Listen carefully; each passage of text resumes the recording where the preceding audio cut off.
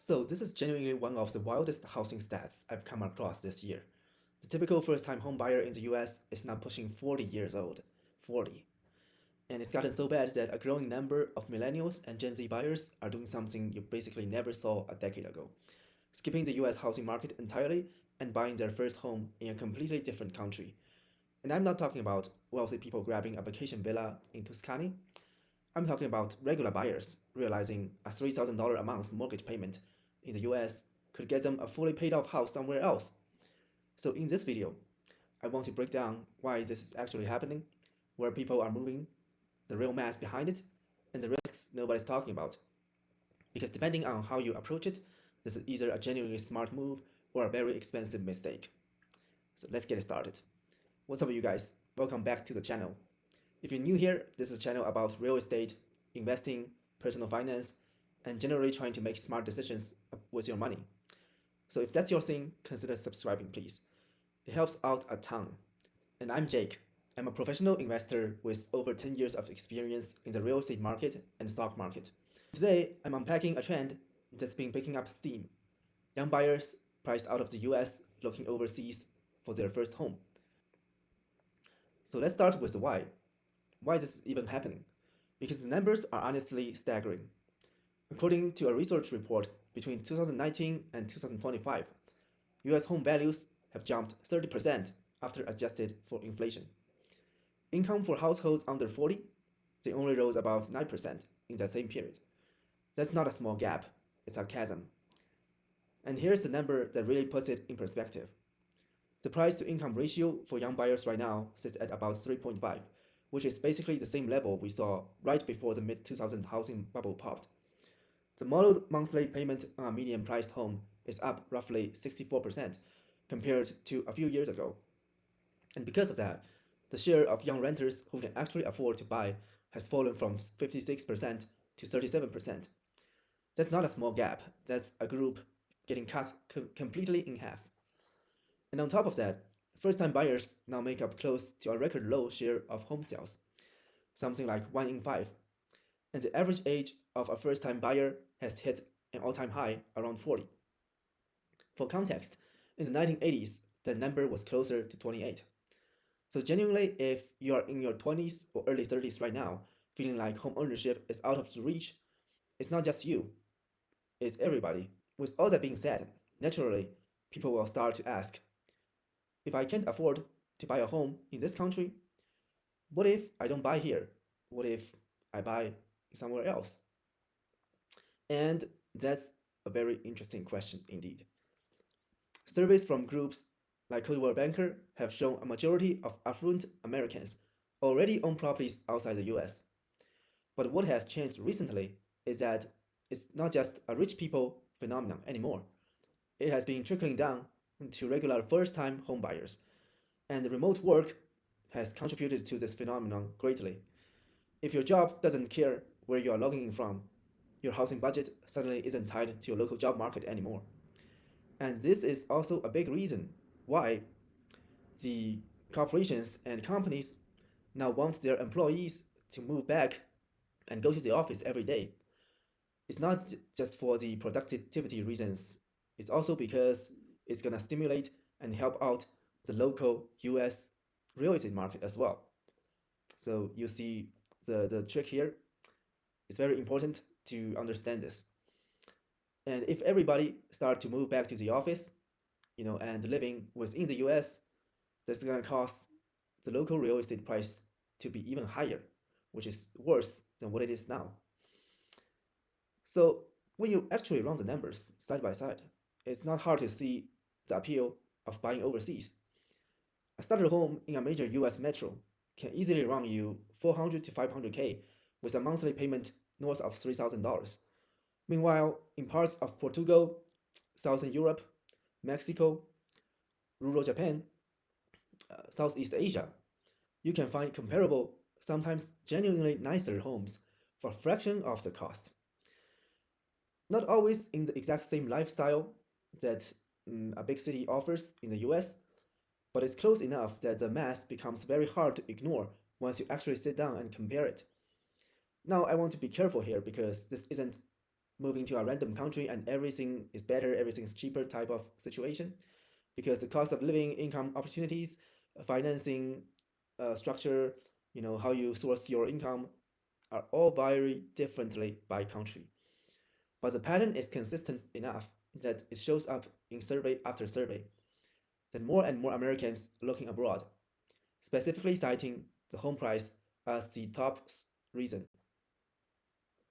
So let's make this concrete because I think a few examples is better than any stats, right? So here we got a couple from Seattle, Leica and Brandon, who got priced out of their own city's housing market. And instead of continuing to compete for homes they couldn't afford, they bought a 100-year-old traditional farmhouse in rural Japan. The total cost, can you guess it? $30,000. And that's not a typo. Now, it's not a home in downtown Tokyo or downtown Seattle. It's on the countryside, it needed a lot of work, and it comes with a completely different lifestyle than what's in the US. But the reason why the couple made their decision was straightforward. They wanted ownership and stability, and the US market simply wasn't offering either of that. Now, Japan is a great case study because it has a huge and growing inventory of what's called akiya, abandoned or vacant homes, some of which sell for the cost of a used car because rural Japan has been experiencing severe decline of its population. It has more housing than people. But Japan is just one destination, just one example. A few others have been caught up the trend as well. First one we need to talk about is Portugal. It has very nice climate, lower cost of living, popular with remote workers, especially digital nomads that run their own businesses. And historically had visa pathways tied to investment, although those programs change constantly and frequently. You'll need to check the current rules. Number two is Italy. It's famous for its symbolic €1 homes. I don't know if you have seen the news. I mean, it's all over. There are some homes in Italy that sells for €1, and those are real, like real homes. They need a lot of work. Like it's gonna cost you a lot to renovate them, but those deals are real. But they are usually concentrated in depopulating villages in southern Italy, and you will have to take into all those additional costs and legal fees into consideration.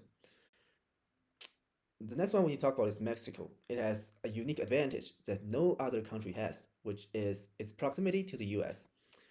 It has lower prices in virtually everything compared to what's in the US, and a very established tourism and expat communities, especially in places like Merida, Puerto Vallarta, parts of Mexico City, so on and so forth. This makes it a premium destination for Americans and Canadians to relocate. The next one is Costa Rica. Costa Rica has long been a retirement destination, but now it has caught up in the trend with the first time home buyers as well. And it has a very well developed process for foreign buyers. Now, the common theme isn't these are, the best places on earth to live. I think, if you have unlimited money, the US and Europe could be a great place to live as well, right? You wouldn't even think about moving. But, in the reality, when you don't have that much amount of money, these alternative countries could be nice choices as well, They're not the best, the nicest, but they're good enough. You know what I mean? Um, in every one of those options, the entry price for ownership is a fraction of that what's in the US. And for the first time home buyers who have spent years watching the goalpost move further away, these countries offer an opportunity for entry. Now, we need to talk about the parts that's not so exciting, the parts where you need to be really careful or you will be falling into the traps and getting all those headaches down the road, right? We're going to talk about the pitfalls. The number one pitfall is it's impossible to obtain financing in those countries. Most of those countries, they won't offer foreigners a 30-year mortgage the way the US does. I heard that in the US, even illegal immigrants can get, 30-year mortgage, which is crazy, but that's how easy it is to get financing in the US. Um, Whereas in those foreign countries, a lot of those purchases have to be made in cash, which means you will need the capital upfront, and you will need a way to come up with all those capital. Number two, owning property doesn't equal to the right of living there. Buying a home in a foreign country doesn't automatically grant you residency in most countries. You still need a legal pathway to actually live in the home you just bought. Whether that's a retirement visa, a digital nomad visa, or something else, those requirements change country to country and year to year by a large degree. Number three, currency risk is real. If you are earning your income in dollars or euros and the local currency swings, especially during periods where the foreign currency are very strong, your effective buying power is going down, and the cost of ownership and the cost of living expenses for you are going up. So you will need to budget accordingly. Number four, the resale liquidity is usually lower. A $30,000 farmhouse in rural Japan sounds like a great deal, but that also means it's not the demand is not as high as, for example, a condo in Seattle. So if one day you will need to sell it, you're gonna have to spend a lot more time and energy to find a buyer, because the potential buyer pool in rural Japan is a lot smaller than that in Seattle, for example, obviously. And number five, the distance from your support system. If you have been living and working in the US, you have already built up your family circle, your friends group, everything you're familiar with that's being done in the US, you won't have that anymore in another country, for example, Japan. You will have to start from zero. And that's genuinely very hard, especially for people that are older. Of course, none of what I just talked about means you should give up your dream of home ownership. It only means that you should go in with the mindset that not everything's gonna be perfect, and you have to keep your eyes wide open and watch out for all the pitfalls. Because what you see on the news, all the stories that have gone viral, I mean, look at how cheap I got this house for, and how happy I am, living in Southeast Asia. Those are the success stories. And behind every success stories, there are dozens or hundreds of stories of failures that they won't tell you. So you need to be especially careful with that. So the takeaway is that if you're genuinely considering this and not just doom scrolling and dreaming, but actually considering it, here's the framework I would use. Have you spent real time in that country? Not just a vacation, but living there as a local. Do you have income that isn't tied to being physically in the US? Can you actually afford to buy in cash? And do you understand exactly how the local property laws and financing work? And is this a forever home, or do you want to sell it down the road? Honestly, for a lot of people, the better takeaway from this trend isn't move abroad. It's a reminder that the US housing market has genuinely priced out an entire generation of first time home buyers, and it's worth looking at every option. So if you found this video helpful, please drop a comment.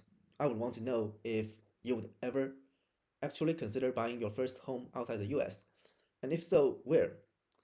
Hit subscribe if you haven't done so already.